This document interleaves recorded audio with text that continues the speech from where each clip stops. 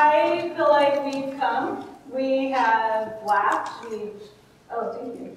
We've laughed. We've died. We've survived. I think it's good. Let's go, guys. That's a great night. No, when we were talking about all the topics, we discussed what topics I could do, and we talked about leadership. Bethany and a friend helped pick that topic up, and I was like, I don't know if I can talk about leadership. I've never been like a CEO or worked in the corporate world, well, really at all. I've mostly been a nonprofit. And it's like, really, the only leadership I've really done is life and death leadership. It's about, actually if the person is going to live or not, if I make this decision or that decision. And they're like, well, that's fine. And I'm like, I don't know. But I wanted to talk a little bit about leadership and culture. Because in this last little while, I've spent quite a bit of time in Hungary. I spent the last 2 years in Hungary, and I worked for the UN and things like that. So I want to start off with one question in the beginning, and the question is, do you think Adolf Hitler was a good leader? Yes or no? And I want you to think about that for a second. While we get into the rest of the talk, and just let that question kind of resonate in your mind, because I think it's an interesting question to think about. So when I was thinking about that, I was thinking about my recent job, the last job I just got back from doing. I was working for the UN on some contract work, and I was so excited to work with them. I was like, this international company. It does amazing things throughout the world. And I was actually working for the FAO, which is the Food and Agriculture Department of the UN. And so I was really excited. And then I went to Rome, which the headquarters are in Rome. And I was like, what is going on here? I don't even understand. Like, where are the leaders? And so for me, I was just really lost and confused. And trying to figure out how in the world any good comes out of what they're doing. I think it's a great organization, but I wasn't expecting what I saw. And so that kind of brought me into, maybe there's some things about that. So I was thinking, what are the characteristics of a good leader? So some of the characteristics just that I was thinking was a leader that's decisive. I remember there was this time I had a group that, so I was a camp director for a long time in New York, New Jersey area for some inner city kids. About 500 kids come to camp every year. I have 70 staff, and we live in teepees and tents. And the kids are there for 2 weeks at a time. And so it was one of the first sessions of the summer. I have a bunch of kids come up, and it's hurricane season. It starts to rain.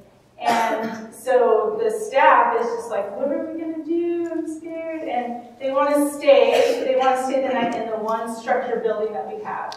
And so they get on the radio and they're like, please let us stay there. And I hear out their concerns. I actually even go down and talk to them in person. And in the end, I'm like, sorry, you got to stay the night in your teepee.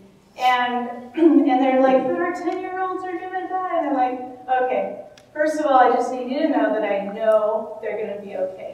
And I have experience with this. But one thing I learned, and they were okay, by the way. They didn't stay the night, they were okay. But one thing I learned is that it is really important as a leader to look at a whole list of consequences, like A, B, C, D, and Z. Sometimes it depends on how many different options you have. And quickly and precisely look and decide which one is going to be the best one at that moment, and then just go with it. When I was preparing for the talk, one of my friends said, well, I really think brainstorming would help. You can take this list and that list and this list, and in the end I was like, wow, I cannot brainstorm. I'm not good at that. I have to look at a list. I have to make my thing, kind of see it as quickly as I can, the consequences, and run with it. And if I do that, I really feel like I can go somewhere. And I think that that's what people need to see in a leader as well. Another thing that a leader is, I think a lot of people associate leaders as being charismatic, but I don't think all leaders need to be charismatic. I think the leaders are supportive. I think that leaders are, well, I wrote them down because I was nervous I would forget. But some of the things I think that leaders are genuine. A leader doesn't they're true to who they are, and I think that's a big part of being genuine, is being true to who you are at the time. They're very they're forgiving, but they're also keep high standards, and I think that's so important. When I was getting my MBA in Hungary, we took a group of people. All of us came to New York for 3 weeks. And the thing that they were impressed about with America is that we have a culture that we forgive in America. And I thought that was an interesting thing. But it's like, if we start a business and it fails, we have a culture that's not going to ruin us. And I think in a leader, that's what you need as well. I think we need leaders that are willing to discover and to move forward. And try and change and learn. And lastly, I think that a leader is somebody who is persuasive, and they can take you to their mission and their vision. Now, I've spent my career in nonprofit, and so I really get the whole idea of a mission and taking you on a journey and going somewhere. But I think when I was hiring my staff, what I learned is that leaders are people that aren't just subscribing to your mission. They're buying into you as a leader. And so to get the right people for the right positions, you need to also persuade them about you and build a rapport and a confidence and trust in you if you want to find the right people. So there's 4 main things that I wanted to talk about with leadership and culture. And the first one is that you don't want to underestimate culture. You cannot underestimate culture. The second one is to bridge the gap of diversity. The third would be the tapestry of leadership, and the fourth would be God. The first one about don't underestimate culture. And culture takes you. Culture can take you someplace that leadership can't. So I was recently reading a story about a basketball player, and you know, when you're doing your free throw shot, you take it up and you go for the jump shot, right? And this basketball player, he did the granny shot. He was the granny shot. Oh, in fact, he's in the NBA Hall of Fame because he has a 90% accuracy rate in his free throw shots. And I think he stopped playing in the 1980s or something. But he's well known for this. And the average NBA player makes about 74% of their free throws, but he makes 90%. So my question would be, why would not everybody do the granny shot then, right? If he's so accurate, why doesn't everyone adapt that? And in fact, there was a player that adapted it for a little while. He was known, his reputation was that he was the worst free throw shooter in the NBA. And so for one season, he tried it out, and he did the granny shot every time. And his grade, whatever it was something really low, went to 61%, his career high. And then the next year, he went back to this, and it plummeted back down. And people asked him afterwards, why didn't you just keep doing the granny shot? And he's like, well, I look silly and sissy.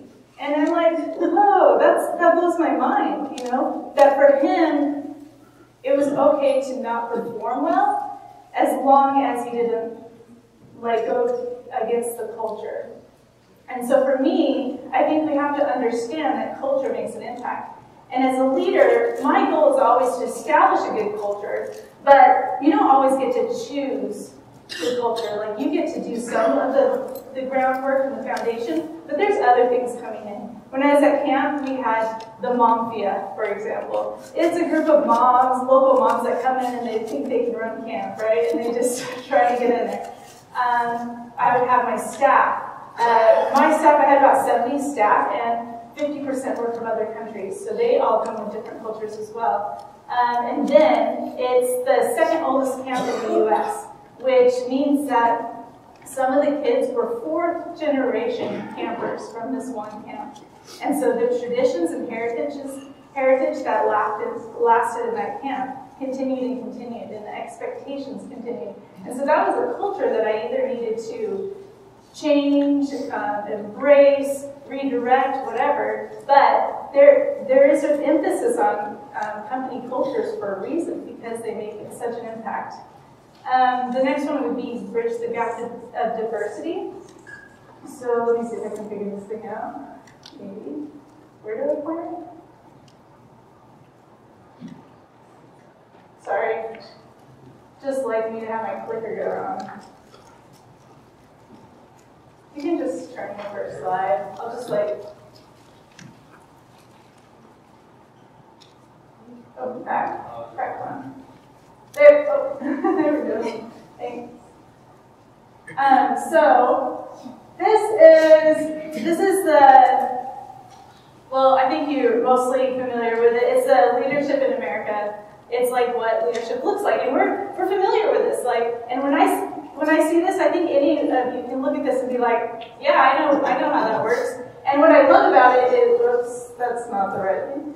What I love about it is it says structural individualism. So right here on the top, this like lighter one is a boss, and then under there are sub bosses, and then eventually just regular staff. But we believe strongly in working as teams, but we like people to be able to make decisions.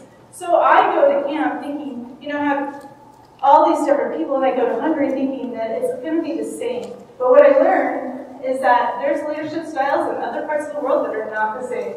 So here's an example of a few circular leaderships, and you can see that that little guy is the boss. I don't know where their boss is. I think they're all just mates. But one of my favorite circular leaderships is Finland. Their boss just comes in a crisis and bounces right back out. That's why it looks like a ball, because that's what they do. They are just known to come in during a crisis. You have vertical leadership. Here's a couple more examples. You have horizontal leadership. Netherlands, I can't figure out. I had a huge amount of staff come from the Netherlands, and I don't know. I don't get it. Then you get China and Israel that are examples of some good examples of government and like influence leadership. And so this is another thing that it's a little bit more difficult. So here's an example of my staff. I have just a few examples, and I didn't realize this. I went to camp thinking that we all understood the American way. I think that it's very stereotypical American to just think, yeah, we all do the same thing, right? But how powerful would it have been to be able to understand this and realize it and bridge some of those diversity gaps? And just in camp alone, I had inner city kids that we're working with, which is a whole subculture within America. So learning how to listen and pull all those different things together, I think, is a very vital thing. Whoops, we don't want to see that. The next thing would just be the tapestry of leadership. And what I mean by that is when you think of going to an orchestra and you think of the leader, you think of a conductor, right? But what I found when I was a leader is that more often I was the composer. And what I mean by that is that I would take, I'll just give you a story, it's easiest. So my kids would hike on the Appalachian Trail for a few days. It was part of the tradition that they had set up a long time ago. And during this time, the kids had come into some rainstorms, and their tent had a hole in it, so we need to get them a new tent out to the trail. And as we were going out to the trail to get them a new tent, I was like, okay, great, I'm going to have the supervisor that works with the group write a nice little note. I'm going to get the kitchen staff and the cook to send out some treats for them, and I'll get the driver to take it all out there, and he can deliver it. And you know what? They loved it. The driver came back like, they loved it. They felt like their spirits were down, but they were all pumped. And when they got back to camp and a few days later, they were just like, oh, Chef, you totally saved us. And the supervisor, they just loved her because of that. And that was great. That's exactly what I wanted as a leader, even though nobody knew that I was involved in the coordination of that. And that's what I meant by being a composer. And so I think that that's a really interesting and important thing to understand about leadership and to be able to accept that at times.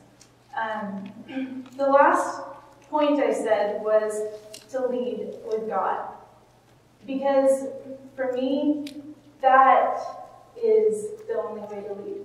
And it doesn't really matter what your job is or in what sector you work in. Without God in the picture, I think that it's impossible to really rise to the leader you can be, take people to the vision you hope to have, and get to where you want to go. So back to the question about Hitler. Was Hitler a great leader? The truth is, he was powerful. He brought a nation together. He was able to influence people like good leaders should be able to influence people, but his influence was for evil. And to me, you can't ever say somebody's a great leader unless they use their influence for good. And so my challenge to you is to think about your circle of influence and how you can use it for good, how you can empower others to become their better selves. Thank you.